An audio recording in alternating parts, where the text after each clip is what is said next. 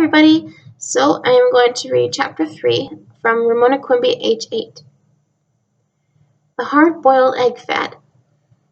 With all 4 members of the family leaving at different times in different directions, mornings were flurried in the Quimby household. On the days when Mr. Quimby had an 8 o'clock class, he left early in the car. Beezus left next because she walked to school, and because she wanted to stop for Mary Jane on the way. Ramona was third to leave. She enjoyed these last few minutes alone with her mother, now that Mrs. Quimby no longer reminded her that she must be nice to Willa Jean. "Did you remember to give me a hard-boiled egg at my lunch like I asked?" Ramona inquired one morning. This week, hard-boiled eggs were popular with third graders, a fad started by Yard Ape, who sometimes brought his lunch.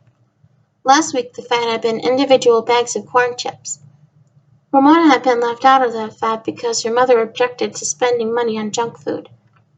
Surely your mother would not object to a nutritious hard-boiled egg. "Yes, I remember the hard-boiled egg, you little rabbit," said Mrs. Quimby. "I'm glad you have finally learned to like them." Ramona did not feel it necessary to explain to her mother that she still did not like hard-boiled eggs, not even when they had been dyed for Easter. Neither did she like soft-boiled eggs, because she did not like slippery, slithery food.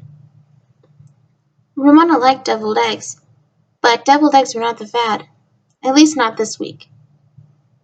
On the bus, Ramona and Susan compared lunches. Each was happy to discover that the other had a hard-boiled egg, and both were eager for lunchtime to come. While Ramona waited for lunch period, school turned out to be unusually interesting. After the class filled out their arithmetic workbooks, Mrs. Whaley handed each child a glass jar containing about 2 inches of a wet blue substance. She explained that it was oatmeal dyed blue. Ramona was the first to say yuck. Most people made faces. Yard Ape made a gagging noise. "Okay, kids, quiet down," said Mrs. Whaley. When the room was quiet, she explained that for science they were going to study fruit flies. The blue oatmeal contained fruit fly larvae. "And why do you think the oatmeal is blue?" she asked. Several people thought the blue dye was some sort of food for the larvae. Vitamins, maybe. Marcia suggested the oatmeal was dyed blue so the children wouldn't think it was good to eat. Everybody laughed at that guess. Who would ever think cold oatmeal was good to eat? Yard Ape came up with the right answer. The oatmeal was dyed blue so the larvae could be seen, and so they could, little white specks. As the class bent over their desks making labels for their jars, Ramona wrote her name on her slip of paper and added age 8, which she always wrote after her signature. Then she drew tiny fruit flies around it before she pasted the label on her very own jar of blue oatmeal and fruit fly larvae. Now she had a jar of pets. "That's a really neat label, Ramona," said Mrs. Whaley. Ramona understood that her teacher did not mean tidy when she said neat, but extra good. Ramona decided that she liked Mrs. Whaley after all. The morning was so satisfactory that it passed quickly. When lunchtime came, Ramona collected her lunchbox and went off to the cafeteria, where, after waiting in line for her milk, she sat at the table with Sarah, Janet, Marcia, and other third-grade girls. She opened her lunchbox, and there, tucked in a paper napkin, snug between her sandwich and an orange, was her hard-boiled egg, smooth and perfect, the right size to fit her hand. Because Ramona wanted to save the best for last, she ate the center of her sandwich, tuna fish, and poked a hole in her orange so she could suck out the juice. Third graders did not peel their oranges. At last it was time for the egg. There were a number of ways of cracking eggs. The most popular, and the real reason for bringing an egg to school, was knocking the egg against one's head. There were 2 ways of doing so: by a lot of timid little raps, or by one big whack. Sarah was a rapper. Ramona, like Yard Ape, was a whacker. She took a firm hold on her egg, waited until everyone at their table was watching, and whack! She found herself with a handful of crumpled shell and something cool and slimy running down her face. Everyone at Ramona's table gasped. Ramona needed a moment to realize what had happened. Her egg was raw. Her mother had not boiled her egg at all. She tried to brush the yellow yolk and slithery white out of her hair and away from her face, but she only succeeded in making her hands eggy. Her eyes filled with tears of anger, which she tried to brush away with her wrists. The gasps at her table turned into giggles. From another table, Ramona caught a glimpse of Yardig grinning at her. Marcia, a tall girl who always tried to be motherly, said, "It's all right, Ramona. I'll take you to the bathroom and help you wash out the egg." Ramona was not one bit grateful. "You go away," she said, ashamed of being so rude. She did not want this third-grade girl treating her like a baby. The teacher who was supervising lunch period came over to see what the commotion was about. Marcia gathered up all the paper napkins from the lunch boxes at the table and handed them to the teacher, who tried to sop up the egg. Unfortunately, the napkins did not absorb the egg very well. Instead, they smeared yolk and white around in Ramona's hair. Her face felt stiff as egg white began to dry. "Take her to the office," the teacher said to Marcia. "Mrs. Larson will help her." "Come on, Ramona," said Marcia, as if Ramona were in kindergarten. She put her hand on Ramona's shoulder because Ramona's hands were too eggy to touch. Ramona jerked away. "I can go by myself." With that reply, she ran out of the cafeteria. She was so angry that she was able to ignore the giggles and the few sympathetic looks of other children. Ramona was mad at herself for following a fad. She was furious with Yardy for grinning at her.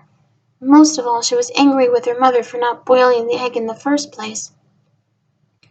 By the time she reached the office, Ramona's face felt as stiff as a mask. Ramona almost ran into Mr. Whitman, the principal, which would have upset her even more. He was someone Ramona always tried to avoid ever since Beezus had told her that the way to remember how to spell the kind of principal who was the principal of a school was to remember the word ended in P-A-L, not P-L-E, because the principal was her pal. Ramona did not want the principal to be her pal.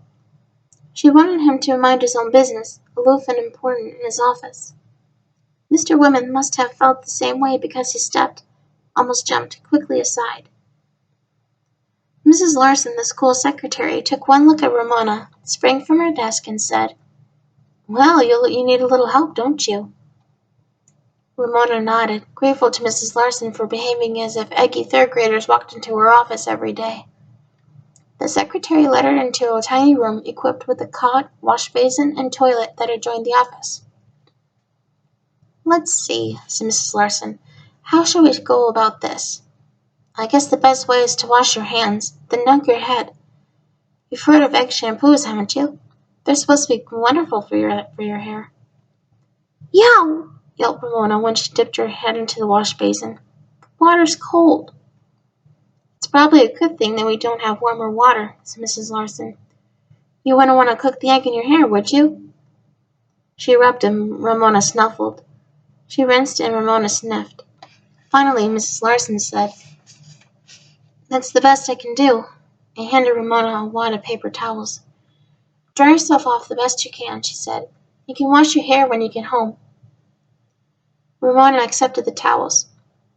As she sat on the cot, rubbing and blooding and seething in humiliation and anger, she listened to the sounds from the office, the click of the typewriter, the ring of the telephone, Mrs. Larson's voice answering.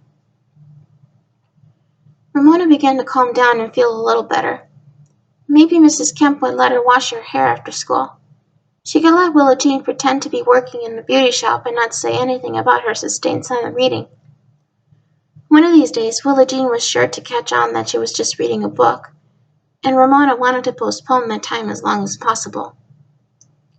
Toward the end of lunch period, Ramona heard teachers drift into the office to leave papers or pick up messages from their boxes. Then Ramona made an interesting discovery. Teachers talked about their classes. "My class has been so good today," said one teacher. "I can hardly believe it. They're little angels." "I don't know what's the matter with my class today," said another. Yesterday they knew how to subtract. and today none of them seems able to remember.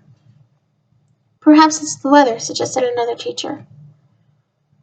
Ramona found all this conversation most interesting.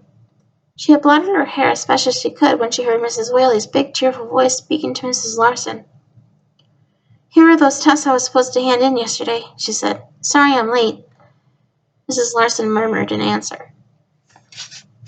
Then Mrs. Whaley said, "I hear my little show-off came in with egg in her hair." She laughed and added, "What a nuisance." Ramona was so stunned, she did not try to hear Mrs. Larson answer. Show-off? Nuisance? Did Mrs. Whaley think she had broken a raw egg into her hair on purpose to show off? And be called a nuisance by her teacher when she was not a nuisance? Or was she? Ramona did not mean to break an egg in her hair. Her mother was to blame. Did this accident make her a nuisance? Ramona did not see why Mrs. Whaley could think she was a nuisance when Mrs. Whaley was not the one to get her hands all eggy. Yet Ramona had heard her say right out loud that she was a show-off and a nuisance.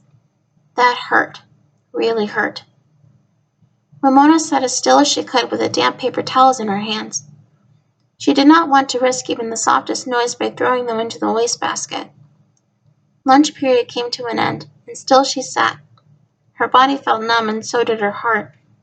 She could never, never face Mrs. Whaley again. Never. Mrs. Larson's typewriter clicked cheerfully away. Ramona was forgotten, which was the way she wanted it. She even wanted to forget herself and her horrible hair, now drying into stiff spikes. She no longer felt like a real person. The next voice Ramona heard was that of Yardy. "Mrs. Larson," he said, as if he had been running in the hall, "Mrs. Whaley said to tell you Ramona didn't come back after lunch." The typing stopped. "Oh, my goodness," said Mrs. Larson as she appeared in the doorway. "Why, Ramona, are you still here?" How was Ramona supposed to answer? "Run along back to class with Danny," said the secretary.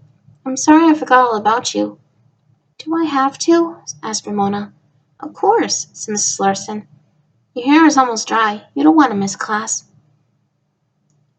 Ramona did want to miss class. Forever. The third grade was spoiled forever.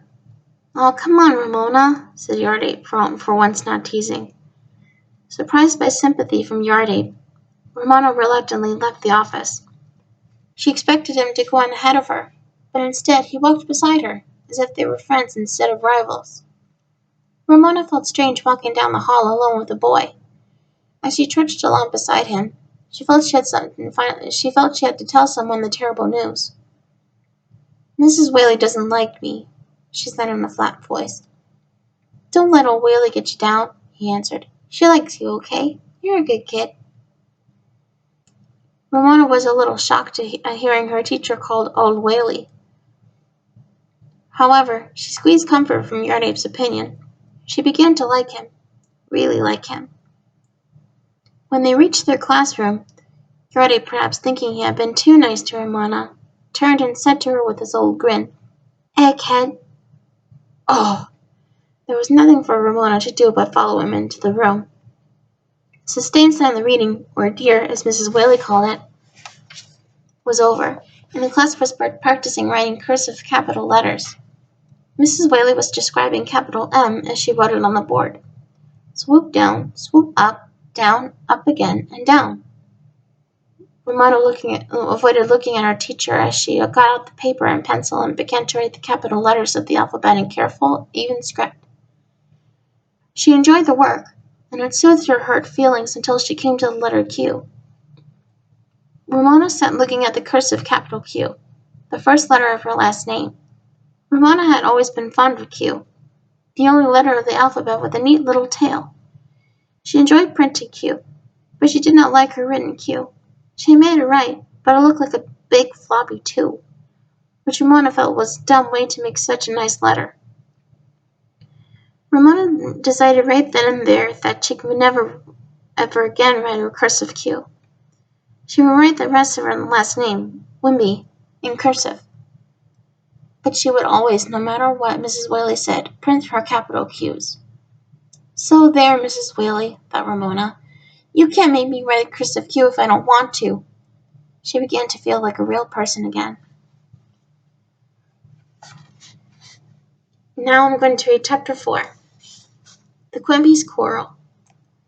But Ramona, said Mrs. Quimby on Saturday, I've already told you that I boiled several eggs, so I wouldn't have to boil an egg for you every morning. I put the boiled eggs on one shelf in the refrigerator, and the raw eggs on another. In my hurry, I took an egg from the wrong shelf. I'm sorry, there's nothing more I can say. Ramona remained silent. She felt mean and unhappy because she wanted to forgive her mother. But something in that dark, deep-down place inside her would not let her. Hearing her teacher call her a show-off and a nuisance hurt so much that she could not stop being angry at almost everyone. Mrs. Quimby sighed in a tired sort of way as she gathered up sheets and towels to feed to the washing machine in the basement. Ramona stared out the window and wished the misty rain, which fell softly and endlessly, would go away, so she could go outdoors and roller skate away her bad feelings. Beezus was no help. She'd spent the night at Mary Jane's house with several other girls, and they'd stayed up late watching a horror movie on television and eating popcorn. Afterward, they stayed awake talking, too scared to go to sleep. That morning, Beezus had come home tired and grouchy, and had fallen asleep almost immediately. Ramona wandered around the house looking for something to do, when she discovered her father sitting on the couch, pencil in hand, drawing a pad on his knee, frowning at one bare foot. "Daddy, what are you doing that for?" Ramona wanted to know. "That's what I keep asking myself," her father answered, as he wiggled his toes. "I have to draw a picture of my foot for my art class." "I wish we got to do things like that in my school," said Ramona. She found a pencil and paper, pulled out one shoe and sock, and climbed on the couch beside her father. Both studied their feet and began to sketch. Ramona soon found that drawing a foot was more difficult than she had expected. Like her father, she stared, frowned, drew, erased, stared, frowned, and drew. For a little while she forgot she was cross. She was enjoying herself. "There," said Ramona at last. She had drawn a foot, not an excellent foot. She had drawn a good, not an excellent foot. She looked at her father's paper and was disappointed in what she saw. It was the kind of picture a teacher would pin up off in the corner where no one but the artist would notice it. Her father's looked like a flipper. For the first time, Ramona began to doubt that her father was the best artist in the whole world. This thought made her feel sad in addition to reminding her that she was cross with her in that world. Mr. Quimby studied Ramona's picture. "That's not bad," he said. "Not bad at all. My foot is easier to draw." Ramona felt as if she should apologize for drawing a better foot than her grown-up father. "My foot is sort of neater," she explained. "Your foot is kind of bony, and your toes are hairy. That makes your foot harder to draw." Mr. Quimby crumpled his drawing and threw it in the fireplace. "You make me sound like Bigfoot," he said with a rueful laugh, as he threw a cushion at Ramona. The day dragged on. By dinner time, Ramona still had not been able to forgive her mother, who looked even more tired. Mr. Quimby had crumpled several more unsatisfactory drawings of his foot, and Beezus had emerged from her room sleepy-eyed and half awake when her mother called the family to supper. "I wish we could have cornbread again," Ramona said, not because she particularly liked cornbread, but because she felt so cross she wanted to complain about something. Cornbread was a pretty shade of yellow, which would have looked cheerful on a misty day. She leaned forward to sniff the plate of food set before her. "Ramona," even though her father did not speak the words, his voice said, "we do not sniff our food in this house." Ramona sat up. Broccoli and baked potato, both easy to eat. Pot roast. Ramona leaned closer to examine her meat. She could not find one bit of fat. There was only a bit of gravy poured over her serving. Good. Even Ramona refused even the tiniest bit of fat. She did not like the slippery, squishy feeling in her mouth. "Delicious," remarked Mr. Quimby, who did not feel that he had to inspect his food before eating. "Nice and tender," said Beezus, beginning to cheer up after her hard night. Ramona seized her fork, speared her meat into her plate, and began to saw with her knife. Ramona, try to hold your fork properly, said her father. Don't grip it with your fist. A fork is not a dagger. With a small sigh, Ramona changed her hold on her fork. Grown-ups never remembered the difficulty of cutting meat when elbows were so far below the tabletop. She succeeded in cutting a bite of meat the way her parents thought proper. It was unusually tender and not the least bit stringy like some pot roasts her mother had prepared. It tasted good, too. Yummy, said Ramona, forgetting her anger. The family ate in contented silence until Beezus pushed aside her gravy with the side of her fork. Gravy was fattening, and although Beezus was slender, even skinny, she was taking no chances. Mother, Beezus's voice was accusing, this meat has a rough surface. It does? Answered Mrs. Quimby innocently.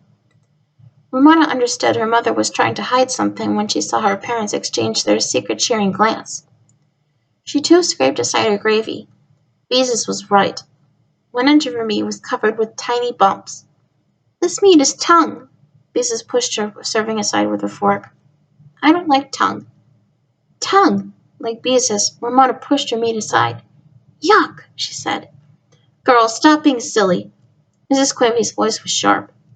What do you mean you don't like tongue? Demanded Mr. Quimby. You were just eating it and enjoying it.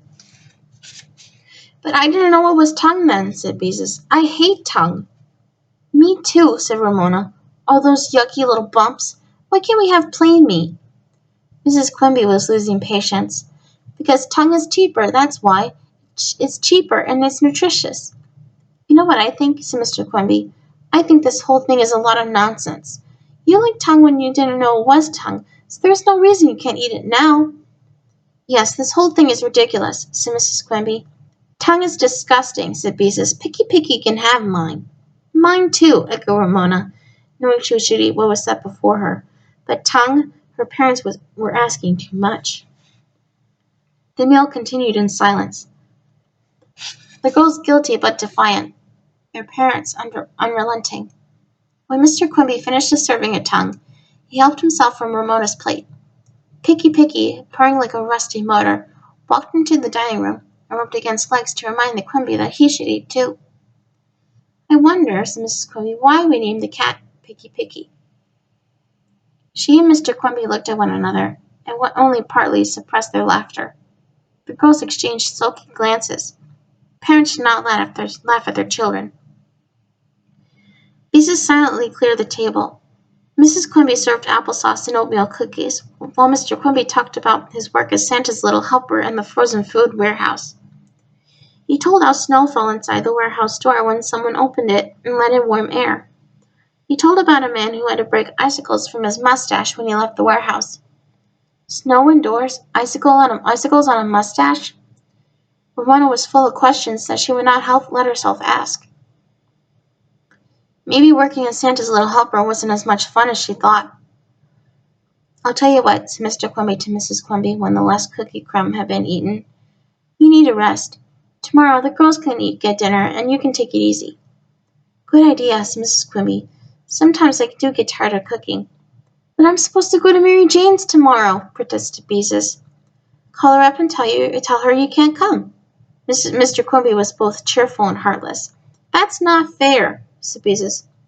Tell me why it isn't fair, said Mr. Quimby. And Beezus had no answer. Ramona understood their play was serious. When their father behaved this way, he never changed his mind. But I don't know how to cook, Ramona protested, except jello and French toast. Nonsense, said Mrs. Quimby. You are in 3rd grade, and you can read. Anyone who can read can cook. What'll we cook?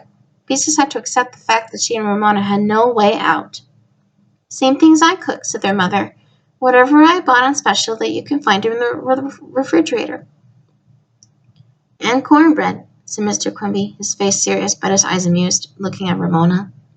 I expect to be served cornbread. That evening, after the dishes had been put away, Picky was polishing gravy from his whiskers, and their parents were watching the evening news on television. Ramona marched into Beezus's room and shut the door. It's all your fault, she informed her sister, who was lying on the bed with a book. Why didn't you keep still? It's much as your fault, said Beezus. You and your yucks. Both girls recognized nothing could be gained by arguing over blame. But you like to cook, said Ramona, and you like to make jello and French toast, said Beezus. Sisters looked at one another. What had gone wrong? Why didn't they want to prepare dinner? I think they're mean, said Ramona. They're punishing us, said Beezus. That's what they're doing. The sisters scowled. They liked to cook. They did not like to be punished. They sat in silence, thinking cross thoughts about parents, especially their parents. Their unfair, unkind parents, who did not appreciate what nice daughters they had.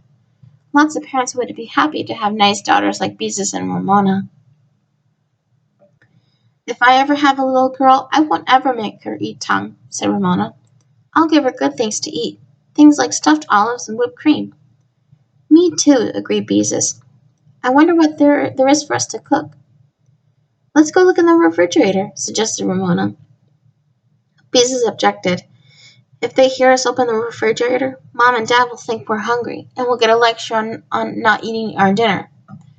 But I am hungry, said Ramona, although she understood the truth of Beezus' words. Oh well, she wouldn't exactly starve to death before breakfast. She found herself thinking of French toast, golden with egg under a snowfall of powdered sugar.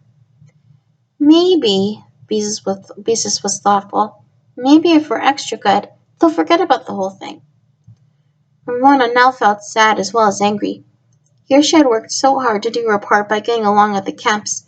Now her family was not pulling together. Something had gone wrong. Beezus was probably right. The only way to escape punishment was to try being extra good. Okay, Ramona agreed, but her voice was gloomy. What a dismal thought, being extra good. But it was better than allowing their parents to punish them. Ramona went into her own room, where she curled up on her bed with a book. She wished that something nice would happen to her mother and father, something that would help them forget the scene at the dinner table. She wished her father would succeed in drawing a perfect foot, the sort of foot his teacher would want to hang in the front of the room above the middle of the blackboard. Maybe a perfect foot would make him happy. And her mother? Maybe if Ramona could forgive her for not boiling the egg, she would be happy. In her heart, Ramona had forgiven her, and she was sorry she had been so cross with her mother. She longed to go tell her, but now she could not when she was being punished. Well, that's it for chapters 3 and 4 of Ramona Quimby, age 8. Stay tuned for chapter 5, The Extra Good Sunday. Bye, everybody.